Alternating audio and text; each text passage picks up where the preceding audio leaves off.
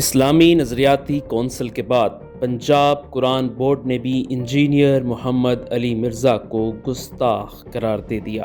Engineer محمد علی مرزا کو 26 اگست 2025 کو Jhelum police نے 3 MPO آرڈیننس کے تحت حراست میں لیا اور اگلے ہی دن ان کے خلاف تھانہ سٹی میں FIR درج کی گئی، جس میں دفعہ 295C اور الیکٹرانک کرائم ایکٹ 2016 کی دفعات شامل کی گئیں۔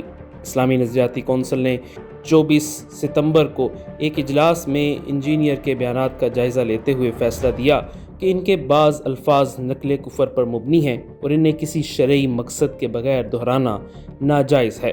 کونسل نے ان کو گستاخ قرار دیتے ہوئے سخت تعزیری سزا کی سفارش کی اور تجویز دی کہ FIR میں قرآن کی توہین کی دفعات بھی شامل کی جائیں۔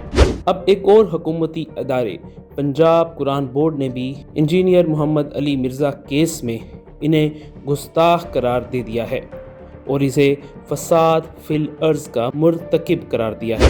تفصیلات کے مطابق قرآن پنجاب بورڈ نے national cyber crime investigation agency کی جانب سے موصولہ درخواست کے تحت انجینئر محمد علی مرزا کے بیانات کی تحقیقات مکمل کی۔ کمیٹی کے اجلاس میں علماء کرام نے واضح کیا کہ مذکورہ بیانات نہ صرف حقائق پر مبنی نہیں بلکہ توہین رسالت کے زمرے میں آتے ہیں۔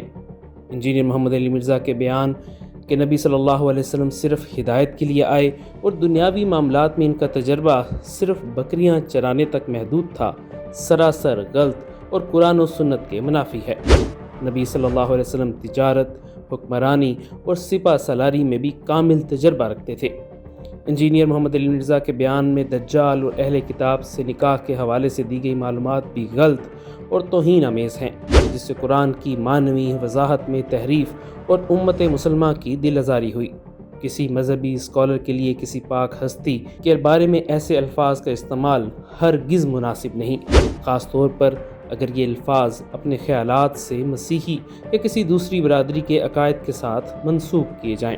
کمیٹی نے واضح کیا کہ انجینئر محمد علی مرزا کے بیانات نے مسلمانوں اور مسیحیوں کے درمیان نفرت پھیلانے کی کوشش کی ہے، جس کے نتیجے میں ملک میں فساد اور انتشار کے امکانات پیدا ہوئے۔